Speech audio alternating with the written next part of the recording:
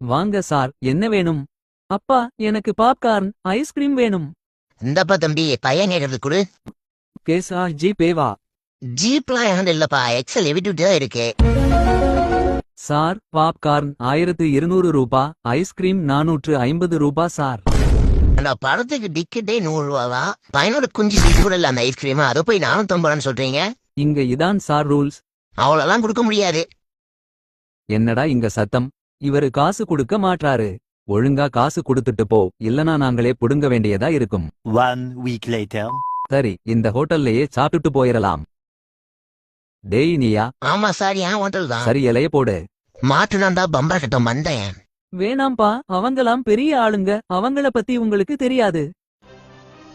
உன் அப்பன் யாருன்னு உனக்கு தெரியலடா. பில்லு எவ்வளோ?